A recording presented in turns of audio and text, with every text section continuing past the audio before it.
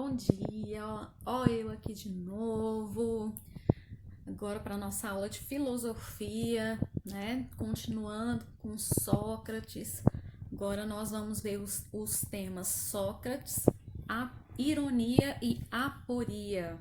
Vamos ver o que é essa coisa estranha, né? Ironia e aporia.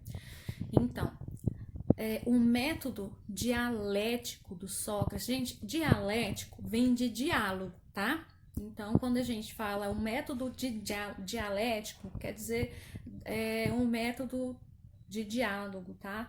De Sócrates, ele tá ligado à descoberta que ele fez sobre a essência do homem. Porque, para ele, o homem é uma alma, é uma psique, né? Eu não sei falar esse nome, gente, é grego, tá? E tendo o modo consciente, né, para despojar a alma da ilusão do saber, ou seja, o homem, ele tem as condições de, de deixar a alma saber que ela é ignorante, deixar a alma se desligar da ilusão de que ela sabe, né? Então, como sistema de ensinamento, lembra que eu falei que o Sócrates não tinha nem obra escrita, que quem transcreveu as obras dele foi o discípulo dele, Platão? Então, como sistema de ensinamento, ele usava o diálogo, como eu falei, dialética, né? Ele usava o diálogo, né, em sintonia com a razão. Para quê? Para ele levar o interlocutor ao encontro da sua alma, ou seja, onde ele sabia, né, fundamentalmente de natureza ética e educativa. Então a gente pode dizer que o método de Sócrates ele é dividido em duas partes, tá, gente? Primeira você, feita a pergunta, ele procura mostrar a quem vai responder que a resposta dele não é suficiente, a resposta que ele deu não é suficiente.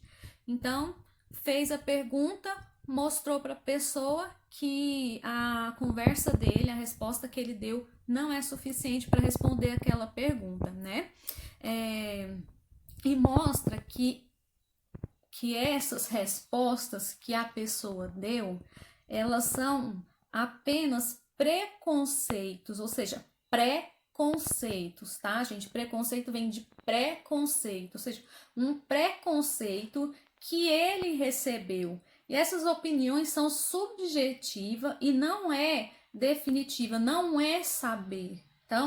Então, a pessoa ela só está repetindo uma coisa que ela já sabe, que já é um preconceito para ela. Então, a essa primeira parte, a fazer com que a fazer com que quem vai responder a pergunta descubra que a resposta são preconceitos, ele dá o nome de ironia, tá? E por isso ele não era muito bem visto, tá, gente? Mas enfim, a forma que ele levava o ouvinte a se dar conta de que ele não sabia aquela pergunta que ele tinha acabado de responder, que ele tinha respondido a pergunta de forma errada, né? Que ele apenas respondeu o que ele julgava saber, né? E para entender melhor a si mesmo, porque Sócrates sempre quis que as pessoas entendessem a si mesmos, tá? Era posta como finalidade, né? Quebrar essa solidez que existia, essa rigidez que existia na pessoa, né? Não, a forma como eu sei tá certa e a de mais ninguém tá certa. Então, o Sócrates, ele levava o ouvinte a perceber que aquilo que ele julgava saber, né? E para entender melhor de si mesmo, né? Então, a pergunta que ele fazia tinha como finalidade isso, né? Quebrar aquela rigidez de que eu sei tudo, na própria pessoa, fazê-la pensar, né? Como eu tô tentando fazer vocês pensarem, tá? Espero que eu esteja conseguindo, gente. Porque vocês são muito bonitos. Precisam pensar por si próprios. Então, gente, na segunda parte da dialética, primeiro é só isso, é ele levar quem pergunta, gente, eu esqueço essas palavras, ai meu Deus, ele levar o interlocutor a perceber que o que ele sabe é preconceito. Então, na segunda parte, ele vai surgir caminhos para que aquele interlocutor seja capaz de encontrar uma resposta correta, uma resposta procurada em si mesmo, o que vai receber o nome de maiêutica, que é o que o que foi o tema da nossa aula o tema da nossa última aula. Então, pela arte, assim, ele ajuda, a arte dele, né, do de Sócrates, é praticamente uma arte mesmo, gente. Ele ajuda o interlocutor a se despojar, ou seja, ele ajuda o interlocutor a se livrar de tudo aquilo que ele diz saber, mas que na verdade ele não sabe, são só preconceitos, né? Então, o que o Sócrates fazia para conseguir desmascarar a pessoa, a resposta errada da pessoa e pôr à frente da sua vaidade, era uma das finalidades do método do Sócrates, né? Era desmascarar a pessoa e tirar aquela vaidade que ela tem de tentar saber tudo, né? Isso era uma das finalidades do método socrático, né? A ironia, isso era a ironia, né? A ironia sendo uma espécie de reconhecer a sua própria ignorância. Isso é ironia. Ai, você que se julga saber tanto, mas você não sabe. Olha a ironia disso. Você é o ignorante. Quem de vocês, sério mesmo, quem de vocês nunca conheceu aquela pessoa que acha que sabe de tudo? Quem de vocês já fez alguma coisa que você sabe que está errada, mas que ela não admite? Então, o que ela colocou na frente dela? O ego, o ego, a, a vaidade e principalmente a ignorância de não tentar entender que talvez ele esteja errado. Foi isso que o Sócrates fez. E isso já aconteceu várias vezes com a gente, né? Se a gente for parar para pensar, muita gente sabidona, que não sabe de nada, né? Enfim, mas muitas vezes na Grécia isso tinha uma aparência muito negativa, né, para o Sócrates e mesmo assim revolucionária também para os cidadãos atenienses, né? Porque o Sócrates ele foi destruindo argumento por argumento. Quem usava o argumento da mitologia, ele foi passando por cima daquilo tudo, né? E tentando usar a lógica, usar a cabeça e fazer com que os outros mesmos descobrissem a verdade, né? Então, através da simulação, ele pode-se assim chegar ao caminho traçado por Sócrates, né? Ou seja, ele tinha a finalidade de discernir as aptidões, sendo este um método de análise crítica e, sobretudo, um método pedagógico na busca pela verdade através do diálogo. O que é isso, gente? Eu li isso daqui tudo, tá? Então, os caminhos traçados por Sócrates tinham a finalidade de discernir aptidões, sendo este um método de análise crítica e, sobretudo, um método pedagógico na busca da verdade através do diálogo. Era isso, gente. Através do diálogo, Sócrates tentava te mostrar que você estava errado. E era por isso que ele respondia uma pergunta com outra pergunta. Até que a pessoa ia e não sabia mais como responder. Sócrates tentava tirar a verdade de dentro dele. É por isso que eu estou falando para vocês, já tem 10 aulas que eu estou falando para vocês. Gente, o que tem dentro de vocês?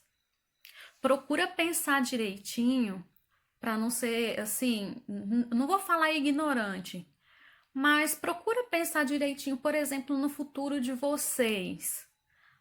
Veja como a globalização, como o mundo está mudando e veja o que se encaixa melhor para vocês. Quando eu falo isso, não é só fazer faculdade, pode ser um curso técnico. Às vezes a gente fala em faculdade porque é o que a maioria quer, mas pode ser só um curso técnico.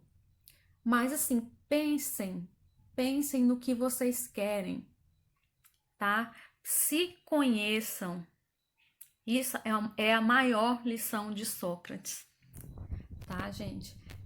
Então, o interlocutor, ele acaba sendo convencido, né, de que a sabedoria purificava a alma, né? Ele acabava sendo convencido de que que a resposta dele estava errada, que Sócrates o levou a pensar filosoficamente e ele adquiriu um conhecimento que purificou a alma dele. Por quê? Porque o conhecimento purifica, gente.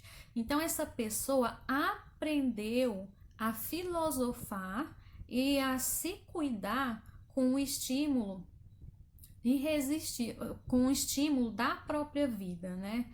No entanto, assim, é evidente que esse método ia provocar discussões e irritações, né? Ou reações indesejadas nas pessoas que se diziam saber de tudo.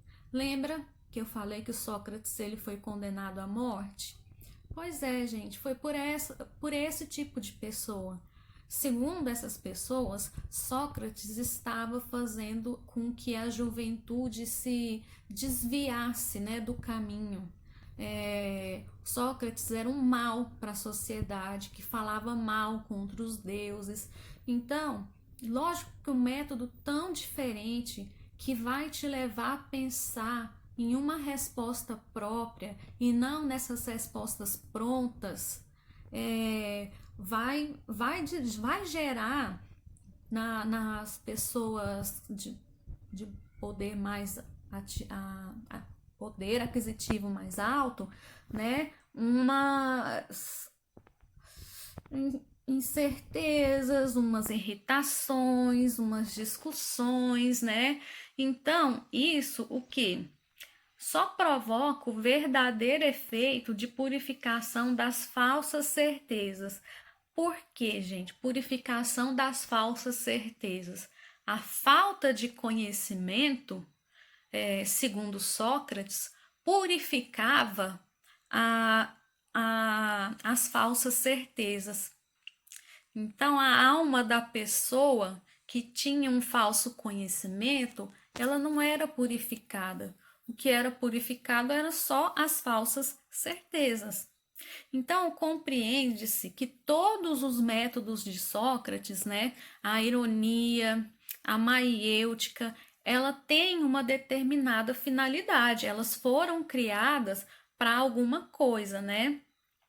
O que é essa finalidade? É sempre colocar o ser humano diante de vários questionamentos, como nós professores fazemos com vocês, sempre colocamos vários questionamentos para vocês, né? Tá vendo que é pro bem de vocês?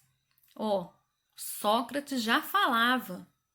Escuta os professores, era o que ele falava. Ele falava naquela época, escuta a professora Maísa. tem certeza. Então, a ironia e a maiêutica, gente, tem uma determinada finalidade.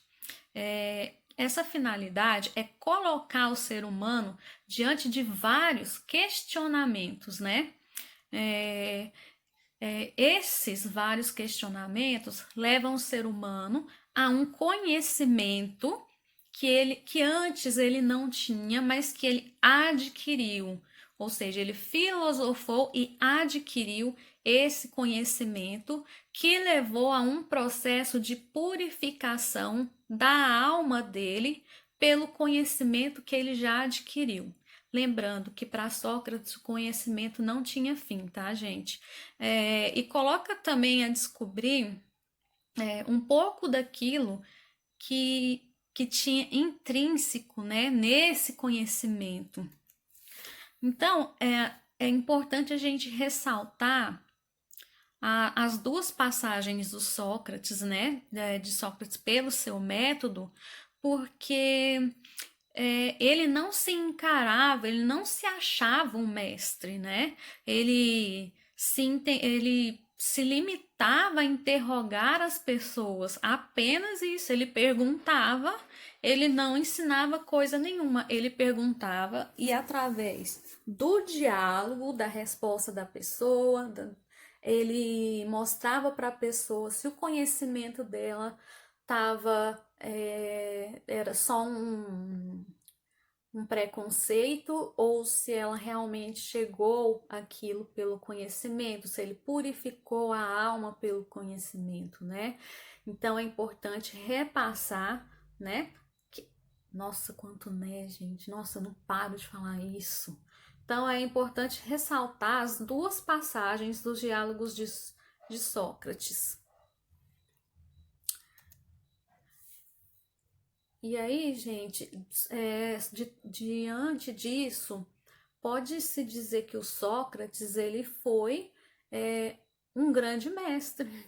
Mesmo que ele não tivesse um método de ensinar, ele foi um grande mestre. Ele também não deixou obra escrita, mas olha que é mais do que isso, gente.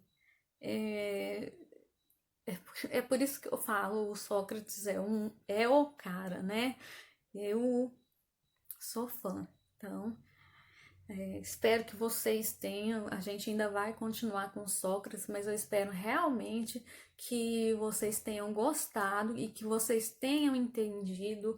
Se não entenderam, procure ver as aulas de novo, porque é sobre a gente. Sabe, não é só sobre falar sobre um filósofo que tá lá que morreu lá em Atenas, antes de Cristo nascer, não sei o que, não. É conhecimento, gente, é nós nos conhecermos, é um método que ele nos deixou para que nós pensássemos por nós mesmos. Sabe por quê? Porque se você não pensa por si mesmo, outras pessoas vão pensar. E a gente vê isso muito, muito, muito na política. A gente vê pessoas muito, e eu não vou falar que são só as humildes, não, né? No nosso país tem pessoas muito ignorantes, né? E acabam adorando um político. Gente, não faça isso, não adore um político. Só vote em alguém se você tá de acordo com as propostas dele, não por partido, nada disso. E o conhecimento, ele é capaz de nos trazer isso, né? Então isso vai para a nossa vida. A gente tentar pensar, a gente tentar conhecer, a gente vai trabalhar, a gente vai levar isso para a vida, a gente vai ter relações com a outra família da esposa, do esposo, a gente vai ter que ter conhecimento, vai ter que saber que nem tudo na vida vai ser flores. Então, vocês vão ter que encarar isso e eu espero que com grande sabedoria, né? Então, vamos terminar aqui. Nossa, meu Deus do céu, tô demorando, está 19 minutos de vídeo. Então, Então, a gente pode dizer o quê? Que o Sócrates, ele foi um grande mestre, né, pelas atividades que ele exercia. Mesmo que ele não se considerasse assim, né? Lembra que eu falei, ele não se considerava um sábio, mas ele é um mestre pelo método que ele usou para ensinar, né? Um método de forma diferente naquela época e tendo como a finalidade fazer com que o ser humano faça as suas interrogações, né? Os seus questionamentos e descubra a purificação do seu conhecimento. Então, o que o Sócrates enfrentou naquela época? O relativismo, né, da democracia grega. Lembra que eu falei? Lembra que eu falei dos sofistas? Que os sofistas vendiam discursos para quem pagava mais? Nem precisava tá certo ou errado esses discursos. Pois é, Sócrates enfrentou esse período. Então,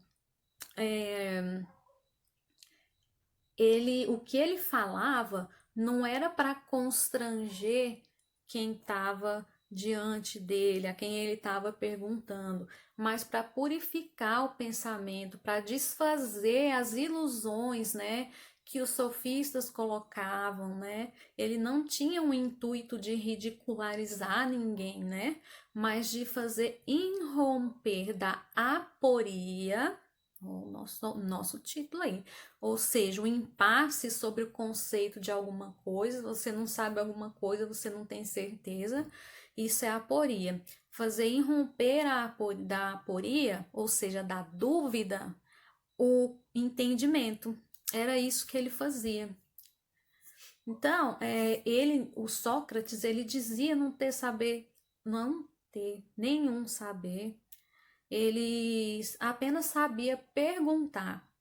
E ele apontava as contradições que os interlocutores diziam para ele. Quando ele falava sobre essas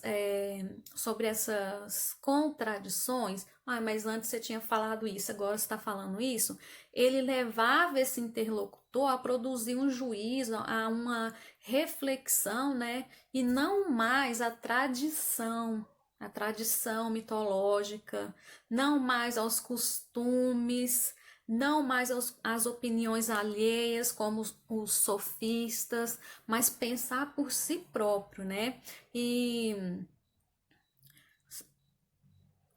quando assim ele perguntava para uma pessoa, para um interlocutor, o Sócrates mesmo, ele verificava se aquilo era só um discurso ou se tratava de uma ideia que deveria ser abortada, né? Ou seja, um discurso falso e errôneo. Então, a ironia e a maiêutica, elas constituíam, por excelência, as principais formas, né, de atuação do método dialético de Sócrates, né, desfazendo equívocos e desalinhando nuances que permitiam a introspecção e a reflexão interna, tá? Proporcionando a ligação de juízos cada vez mais fundamentados no logos, ou seja, na razão. Então, gente, nossa aula hoje é essa. Eu espero que vocês tenham gostado, tá? Acho que a gente vai fechar essa aula, não sei que dia, mas vamos fechar com Sócrates. Estamos quase acabando, tá bom? Beijo para vocês e até mais.